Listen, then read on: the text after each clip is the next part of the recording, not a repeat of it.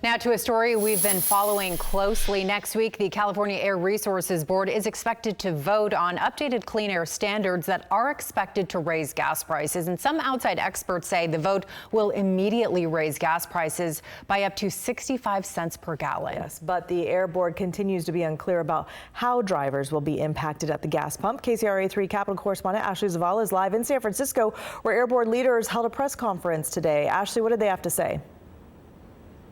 Lisa and Andrea, we're in the parking lot of SFO because while those Air Board leaders did announce a new clean air effort with the airline industry, it's being overshadowed by their upcoming vote next week on what's known as the state's low carbon fuel standards that will not directly impact flyers, but they'll impact drivers of the cars like you see in this parking lot, gas-powered ones specifically. Now, CARB has not been able to keep its story straight about what it will mean for the tens of millions of drivers of gas-powered cars at a time when affordability and the cost of living is a top concern for California voters. Last year, the group said it could mean a 47-cent per gallon increase, but last month it told lawmakers maybe an extra 8 to 10 cents per gallon. And then last Friday, CARB's executive Stephen Cliff told us CARB is incapable of analyzing how the oil and gas industry will pass the costs on to customers. But today, Cliff told reporters he does not think the updated standards will raise gas costs. Here's what he had to say. No, I don't expect them to. There will be additional impacts and compliance costs to refiners. That is correct, yes. Yes, and that's detailed in our analysis. That's correct. Meanwhile, California Republican Assemblyman Joe Patterson and James Gallagher sent a letter to Governor Gavin Newsom in part urging him to stop next week's vote and direct the Air Board to analyze how those standards will impact drivers at the pump. Now, Governor Gavin Newsom a couple of weeks ago told me directly he is all for more transparency from CARB. I have reached out to the governor's office for a comment on the latest here. We're still waiting to hear back. Reporting live here in San Francisco, Ashley Zavala, KCRA 3 News. Ashley, thank you so much for the update. And legislative leaders have said they are concerned about transparency and the upcoming vote. The leader of the state Senate says it will course correct if the Air Board does something against the best interest of Californians. Next week, the California Air Resources Board is expected to vote on updated clean air standards that are expected to raise gas prices. Yeah, some outside experts say this vote will immediately raise gas prices as much as 65 cents per gallon. But as KCRA 3's Capitol correspondent Ashley Zavala reports, the Air Resources Board is still unclear about how this will impact what drivers are paying for gas. Well, we're here at SFO, where the California Air Resources Board announced a new clean air effort with the airline industry.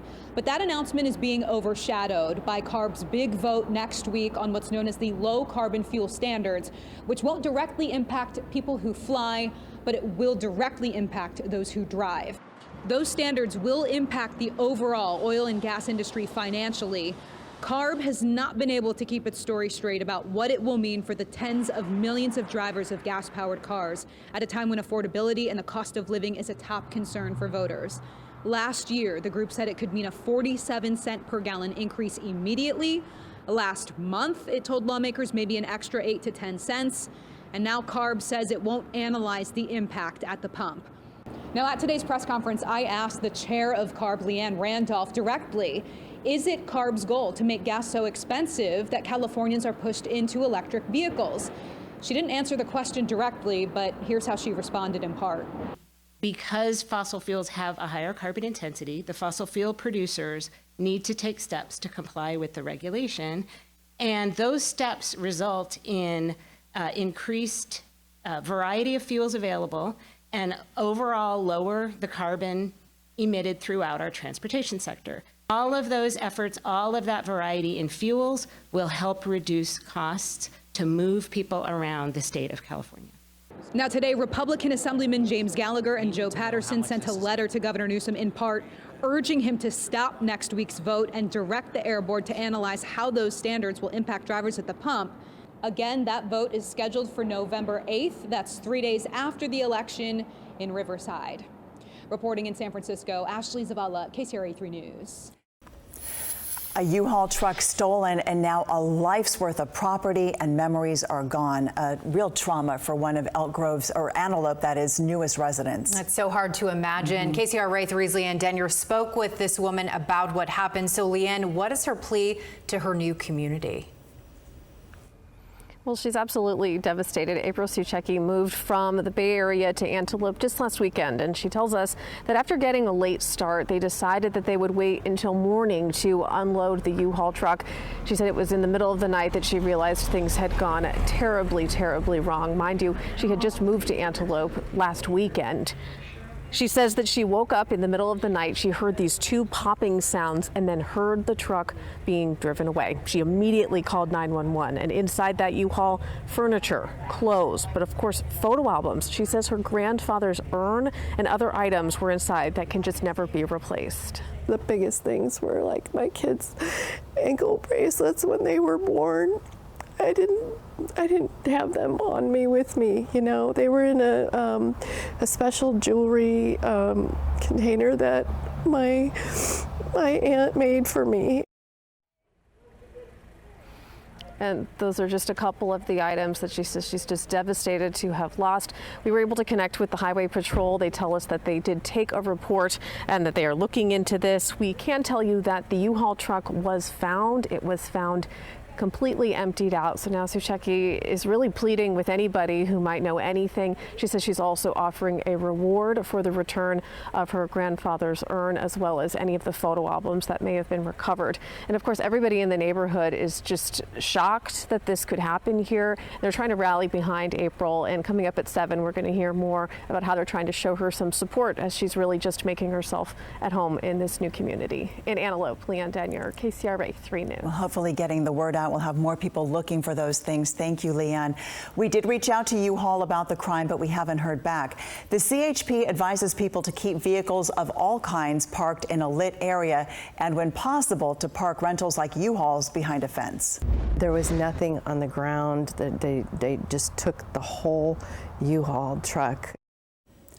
An Antelope resident is pleading for help from her new community after someone stole that U-Haul with her belongings. The victims had just moved from the Bay Area to their new home. Good evening, I'm Edie Lambert. And I'm Andrea Flores. She estimates that the items are worth somewhere around $100,000. But as she told our Leanne Denyer today, some of the belongings inside are truly priceless. Yeah, April Suchecki just moved from the Bay Area to Antelope last weekend. She tells us that she's still shocked and is still struggling to talk about what happened without crying. She says she's just hoping someone can track down her belongings. After months of excitement to move into her new home in Antelope, in a matter of minutes, April Suchecki's excitement turned to heartbreak. You know, I had everything in there. Says after a late start moving Saturday, she decided she'd wait until morning to unload the 26-foot U-Haul moving truck full of furniture, photos, a life's worth of memories and mementos. Then early Sunday morning, two popping sounds woke her up. I looked out and it was gone. She shared in tears that while the furniture and clothes inside can be replaced, some things simply can't be. My grandfather passed a few years ago. I had his ashes and my 2 dogs' ashes, and they're gone. A Good Samaritan found the U-Haul emptied. A spokesperson for U-Haul writing in part, "We sympathize with any customer who is a victim of theft. When our customers are victimized by criminals, U-Haul is likewise victimized and shares in their frustration." Suchecki's new neighbors shocked themselves this happened and say they want her to know that we are with her, that we support her in any way that we can help as a family. If she needs anything, furniture, you know, anything we can help with.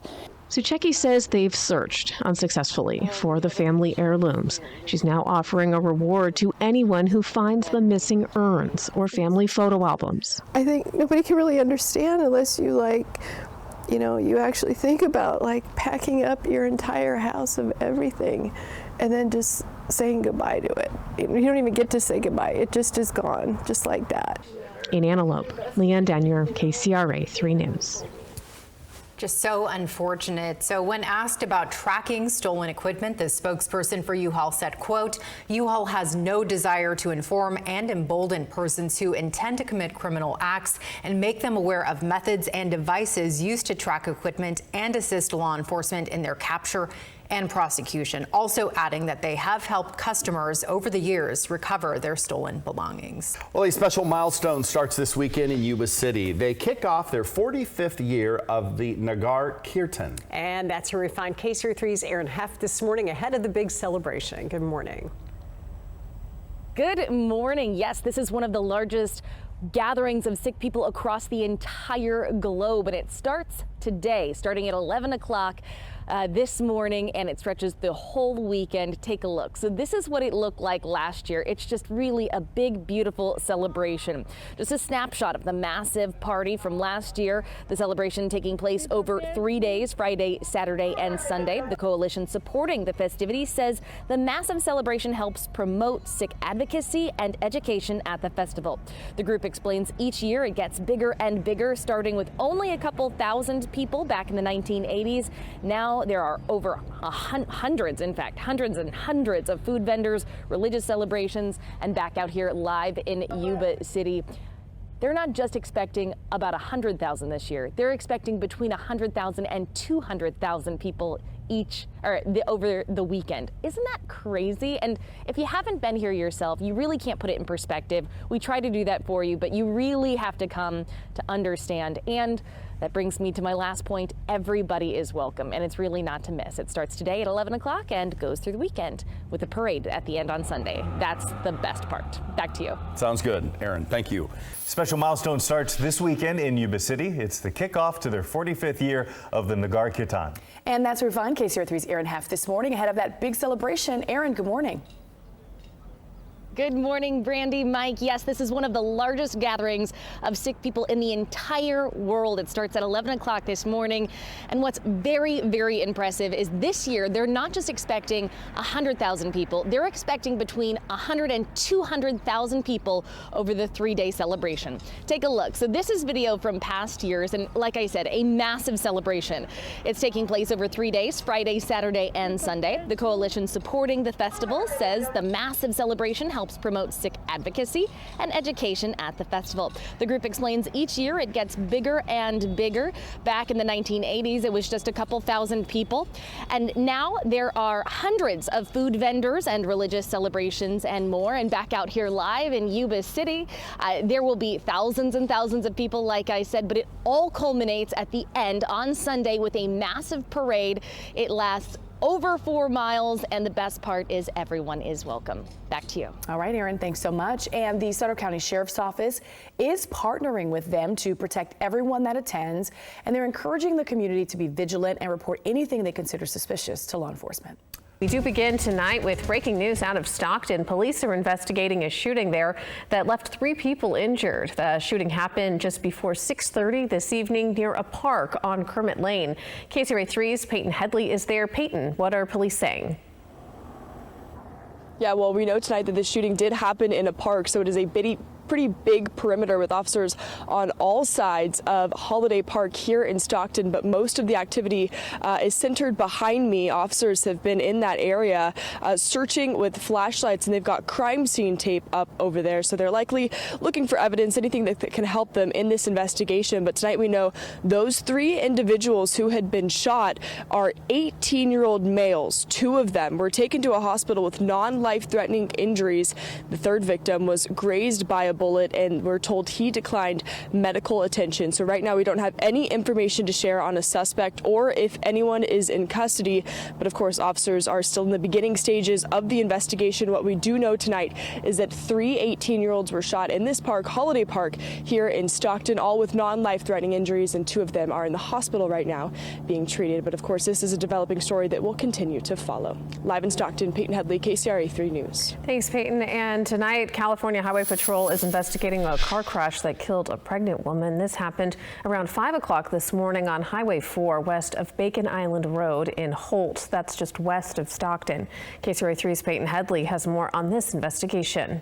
The front bumper is still floating in the water where a car drove off the road of Highway 4 in San Joaquin County around 5:15 Saturday morning. California Highway Patrol says a witness told police the car was driving recklessly, passing over the double yellow lines at 65 miles an hour. That's when CHP says the car drove off the road and went underwater. The hyacinth is so thick that it's impossible to see underwater. The 27-year-old driver was able to get out, but his 6-month pregnant 21-year-old wife was not. He was extremely distraught. It took more than 6 hours of searching with dive teams, drones, and helicopters before crews were able to find the car 5 feet below the surface of the water with the woman inside. He was out there just, crying and wailing, like anyone that would lose their wife and child. Antonio Simas is a manager at Young's Bar and Grill just off Highway 4. He says family members waited outside his business while crews searched the slough. We told them whatever you needed, we're right here. He says crashes on this stretch of road are common. From people I've known to random strangers, they've gone off the road, they've gone, they've broken their axle, they've broken a tire, got it blown out and everything. It is very unforgiving because it doesn't have any wide shoulders on either side. So if you make a minor mistake, it could turn into a major crash. In San Joaquin County, Peyton Headley, KCRA 3 News. CHP says that the couple was driving to go fishing in the Delta. We're told there were no signs of suspicious activity. Dia de Muertos celebrations are happening across the Sacramento area this weekend, and today kids got in on the fun at Fairy Tale Town in Sacramento. There was sugar skull making, face painting, and an altar with marigolds and candles. One family telling us they made the trip all the way from Reno to celebrate. For the Day of the Dead celebration, we've had some loved ones who've passed on, and our baby here is of Nicaraguan heritage, so I wanted to experience that. Today marks the second year Fairy Tale Town has hosted this event. Organizers tell us they're already looking forward to next year. Good morning. I'm Leticia Ordaz. It is Sunday, November 3rd. This is a live look at the 45th annual Nugar Kirtan Festival. This is one of the largest annual gatherings of Sikhs anywhere in the world. It is happening right now in Yuba City. There is still plenty of time to join this celebration and take part in all of the free food and culture. We're going to have a full report with KCRA 3's Aaron Heft in just a couple of minutes. But first, let's get a check on our forecast. And this is the last day of the Nugar Kirtan Festival, and there's still plenty of time to head to Yuba City and enjoy one of the largest gatherings of Sikhs anywhere in the world. And KCRA 3's Aaron Heft joins us live right now from Yuba City with all of the details and the big crowds this morning. Aaron, good morning. Good morning, Leticia. The most impressive part about this festival, it's grown every single year. This year, they're expecting between 100 and 200,000 people over the 3-day festival. You're seeing just some of those people. Hi, gentlemen. Good morning. But when I spoke to officials about what this stands for, because there's so many people and it's such an outpouring of love, and if you haven't been here, I really encourage you to check it out. If not today, next year, because it's just this really beautiful, giving nature. And when I spoke to officials from the Sikh Coalition, they said that festival barely scratches the surface of the description of what this weekend stands for, because yes, essentially it is a religious festival, but it's a way for the Sikh people to give back to one another, give back to their own community, and that is what you're seeing. If we turn the camera to the right, yes, there you go. You can just see they pass out food and drink among the culture, spreading love, giving to one another, and it's completely free. Over the 100 to 200,000 people all coming, enjoying food, drink, festivities, and it's 100% for free. And today, it all crescendos with a massive parade. It's a 4-mile loop, and it usually starts between 9 this morning and 11 o'clock, but because of just the massive amounts of crowds, you gotta give that some leeway. It either starts at 9 or maybe noon, who knows, but it's a very joyous festival. It is not to miss, and you still have time to make it today. Leticia? It is always so much fun. And Aaron, how have you seen this festival grow in the past few years? So I actually spoke to organizers who have been here. She and I are around the same age, been here for decades and decades. And she said that since the 1980s, when it started, it was just a few thousand people. And now every year growing. Last year, 100 to 150,000. This year, estimated 200,000 people. A fifth of a million people. Isn't that crazy? Back to you. That's pretty awesome to see people from all over the world coming to Yuba City to celebrate. Thanks, Erin, for your live report. Well, a special milestone this weekend in Yuba City, the 45th year of the Nagar Kirtan Festival. It's a massive celebration of faith, community, and care. KCRA 3's Aaron Heft gives us a closer look. Nearing 200,000 people in Yuba City for this year's 45th annual celebration. One of the largest gatherings of Sikh people in the world. It's called the Nagar Kirtan, and we do this to just get together and celebrate our gods and stuff. It's a perfect thing to do throughout the day. A gathering of the Sikh faith, an act of giving back to the community. Bread pakada, Sangat ji, bread pakada. Often an entire family affair. So what are you handing out? What is this? And how, is it heavy? No? You strong guy? Yeah. Handing out treats to every passerby, welcoming the entire community. It gives you joy inside knowing that you're doing something kind. It's not just only Sikh people. Anybody can come. It's open to everyone. It's humanity. That's what it matters. Families explaining it takes thousands of dollars and often weeks, if not months, getting everything together to make this 3-day festival such a showing. Starting 45 years ago with several thousand people, the weekend has grown and is considered renowned as one of the largest of its kind in the world. I came here 27 years ago. Like 15 years ago was different. It was not very many Punjabi people here or Sikh people. And now we see more and more. And it feels like home now. This is my home. In Yuba City, Aaron Heft, KCRA 3 News. The festival is also a platform for Sikh education and advocacy.